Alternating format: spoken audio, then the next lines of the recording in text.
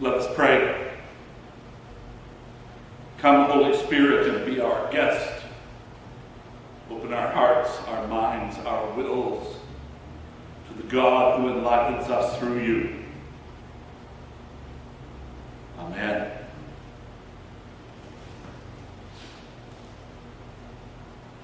In 1960, in London, England, the musical Oliver, based on the story of Oliver Twist, was first performed on stage. In 1968, it came to the film screens.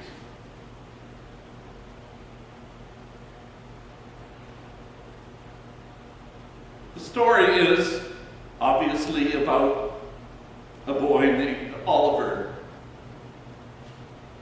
about his life, about some of the characters that he meets along the way.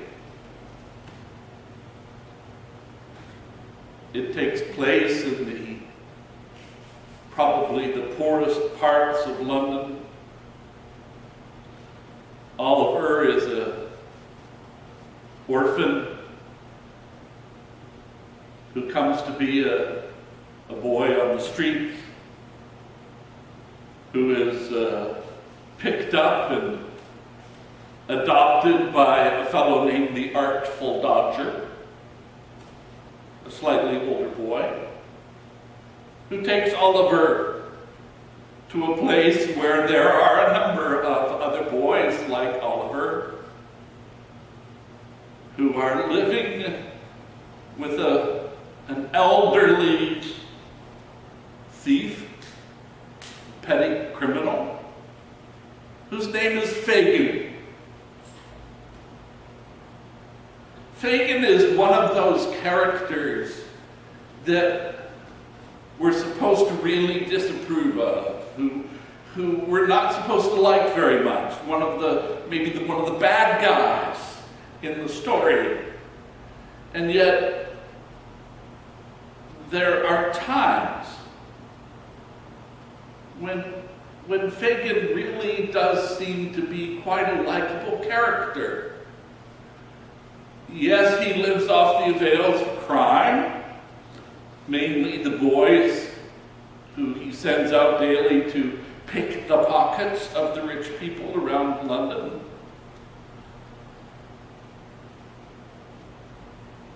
He's been a criminal all his life.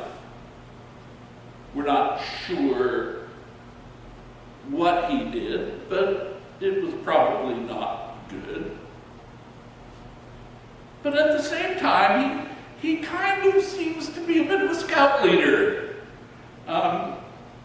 He takes the boys in, he cares for them, he sees that they're fed and have a place to sleep, and he teaches them survival skills, how to survive on the streets of London. And at one point in the story, we hear Fagin reflecting on his life. And he says, "A man's got a heart, hasn't he? Joking apart, hasn't he? And though I'd be the first one to say that I wasn't a saint, I'm finding it hard to be really as black as they paint. I'm reviewing the situation. Can a fellow be a villain all his life? All the trials and tribulations? Better settle down and get myself a wife. And a wife could cook and sew for me, and come for me, and go for me, and go for me, and nag at me. The fingers she would wag at me, the money she would take from me, a misery she'd make from me. I think I'd better think it out again. A wife you can keep anyway. I'd rather sleep anyway. Left without anyone in the world, and I'm starting from now. So how to win friends and to influence people? So how? I'm reviewing the situation. I must quickly look up everyone I know, titled people with a station, who can help me make a real impressive show. I will own a suit at Claridge's.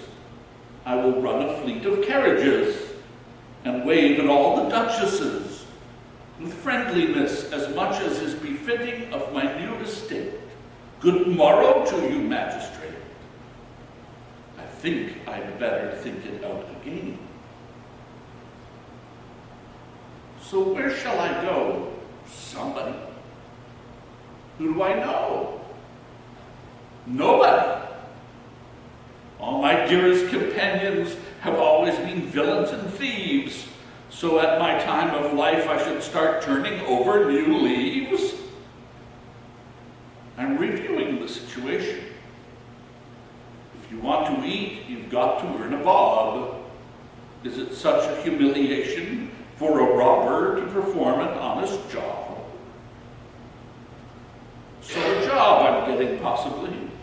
I wonder who my boss will be. I wonder if he'll take care of me, what bonuses he'll make to me.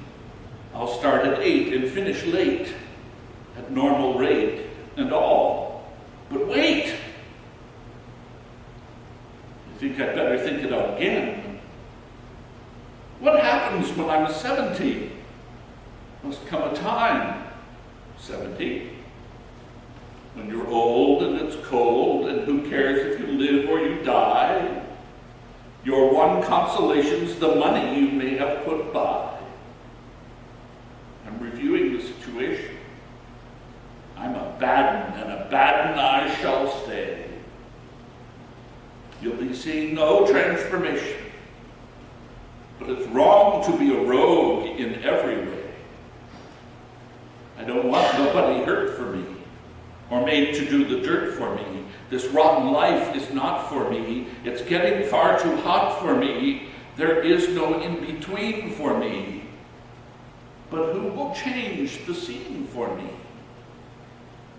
Don't want no one to rob for me, but who will find a job for me? I think I'd better think it out again.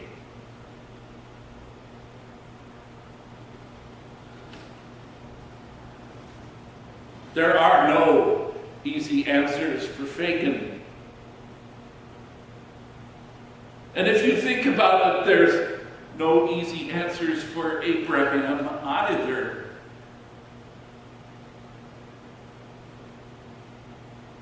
Well steeped in tradition, we find Abraham in a really difficult situation. Tradition says that a man should have a son to keep on with the family, to keep the family name, to grow the family.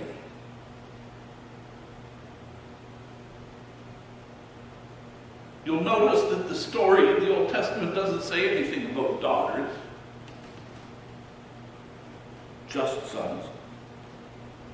And we have to look at this story with a totally different ethic than we would at a modern day story, a story placed in the 21st century. But here we have Abraham, who was not fathering a son with his wife Sarah.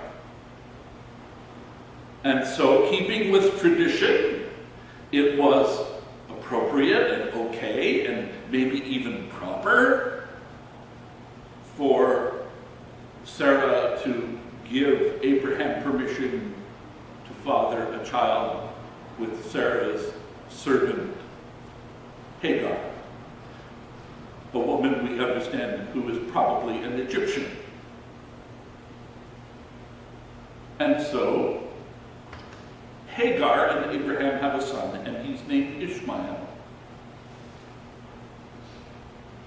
the heir to the throne, as it were. But then We read a couple weeks ago about Abraham and Sarah being told that Sarah will have a son, will have children even in her old age, and it happens, and Isaac is born. And now we have a problem. What about the tradition? What about the rule? And Sarah proposes a resolution. This Hagar and Ishmael, they're going to be trouble, so get rid of them so that Isaac can inherit what is rightfully his and his alone.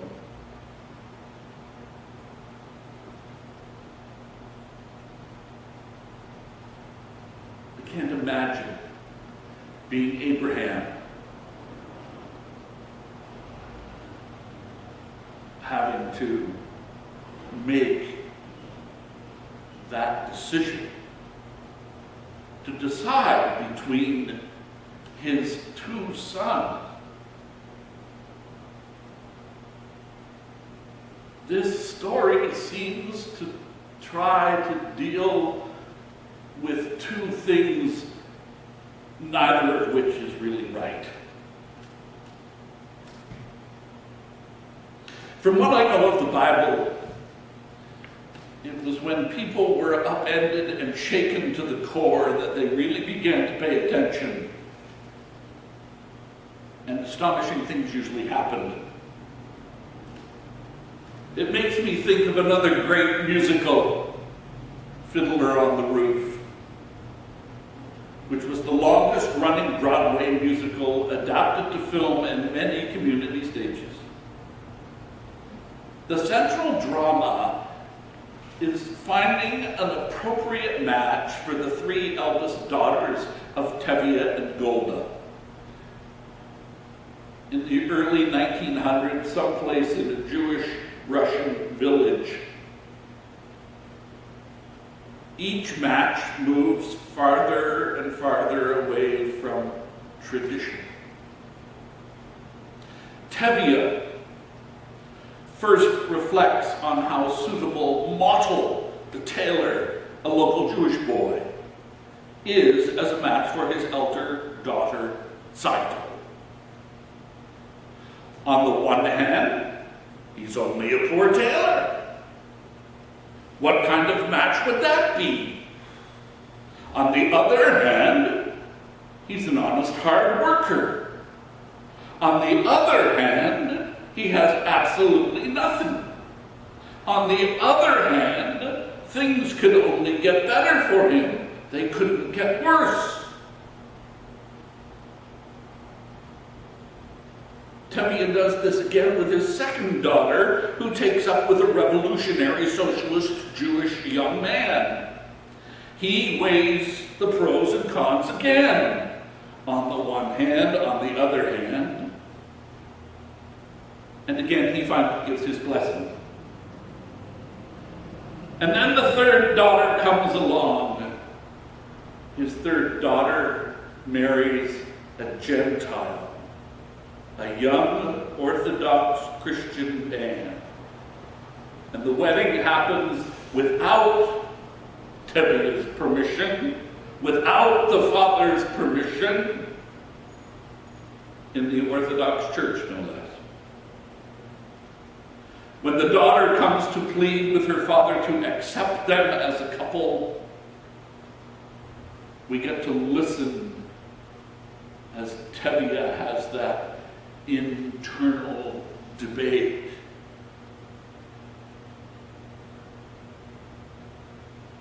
Accept them? How can I accept them? Can I deny everything I believe in?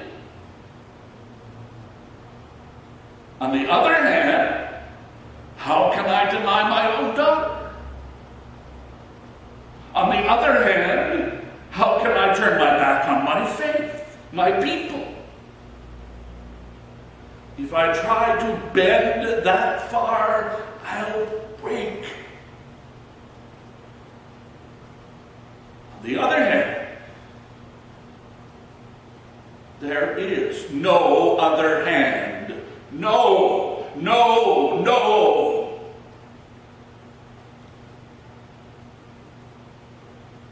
And what follows is a painful scene of the father turning away from his own daughter, who remains alone, weeping in the field, far from the home she loves.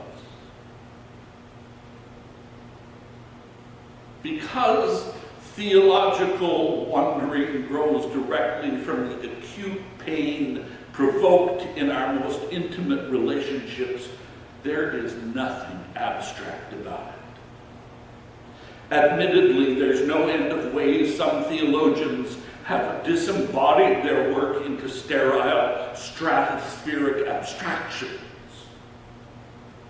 The most life-giving theological wondering, however, happens within the messy marvel of everyday relationships.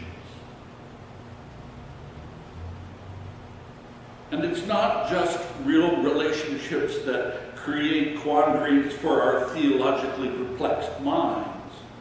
Once again, contrary to widespread opinion, the Bible doesn't offer some uniform, tidy consensus about all things biblical and theological, let alone ethical and moral. We already know that it's filled with apparent contradictions and conflicting perspectives. How can this be? Don't we have to choose one or the other? Isn't one right and the other one wrong? Doesn't one have to be discounted so we can promote the other? Theological wanderers are those people who are crazy enough to want to move in closer to apparent contradictions and conflicts. Because we know that precisely where the tension is greatest, God's Spirit is most likely at work, birthing something new.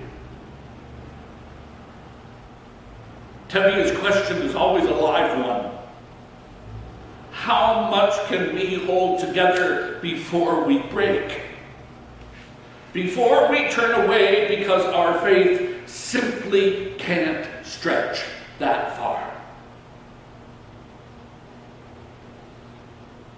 In my theological wondering, I prefer to ask the question this way. How might we discover that the sinews of our faith can actually stretch in ways we had never imagined were possible? Might it be precisely when we feel most at risk of breaking that the Spirit is actually opening us to deeper faith? Faith on the one hand and faith on the other. Faith that when held with both hands becomes more whole and wondrous and worthy of the one.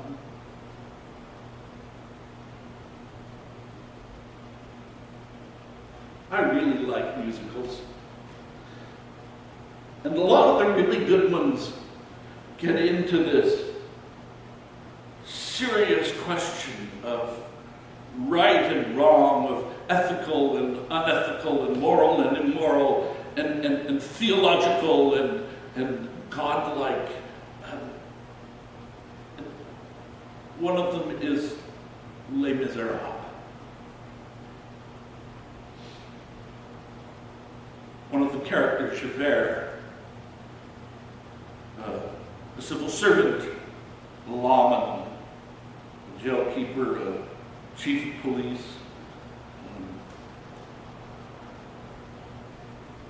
kind of like Fagin, a guy that we're not sure we're supposed to like, and yet in some very deep moments we can have some great sympathy for him.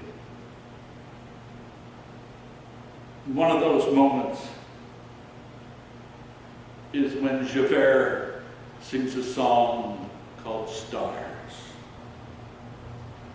There, out in the darkness, a fugitive running, fallen from grace. God be my witness, I never shall yield till we come face to face. He knows his way in the dark. Mine is the way of the Lord.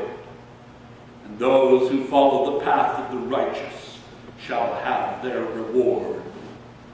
And if they fall as Lucifer fell, the flame, the sword,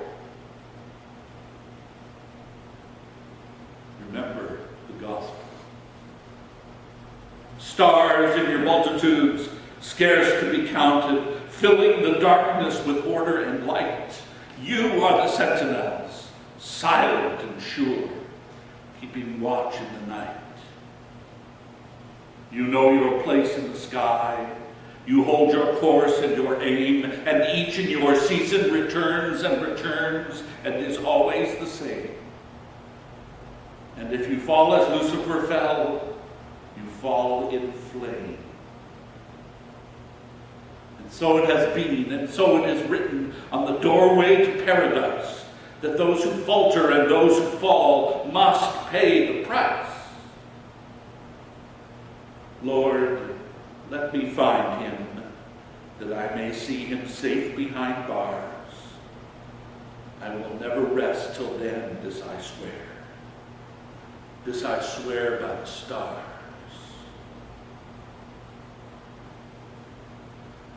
And the hymn, the male person to whom Javert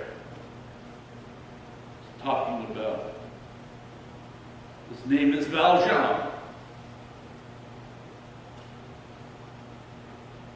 The person maybe supposed to be the hero of the story, the good guy we all want to like. But even Valjean has some darkness.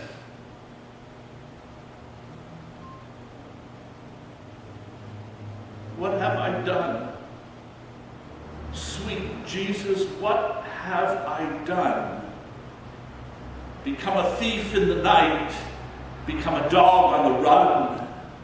Have I fallen so far, and is the hour so late, that nothing remains but the cry of my hate? The cries in the dark that nobody hears, here where I stand at the turn of years. If there's another way to go, I missed it 20 long years ago. My life was a war that could never be won. They gave me a number and murdered Valjean. When they chained me and left me for dead, just for stealing a mouthful of bread. Yet why did I allow that man to touch my soul and teach me love? He treated me like any other. He gave me his trust. He called me brother. My life he claims for God above. Can such things be? For I had come to hate the world, this world that always hated me. Take an eye for an eye, turn your heart into stone. This is all I have lived for, this is all I have known.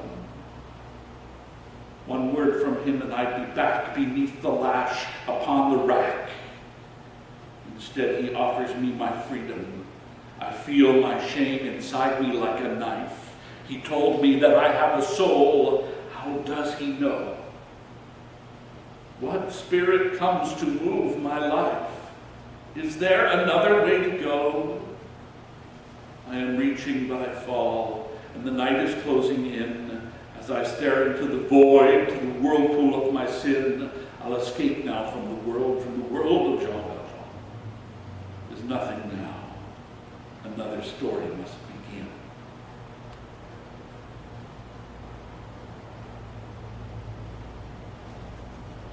I have come with a sword, Jesus said, to turn father against son, mother against daughter. We read the stories of Abraham and the no good choices that he had to make. And in only another chapter or so, another one, when God tells him to offer his son Isaac as a sacrifice.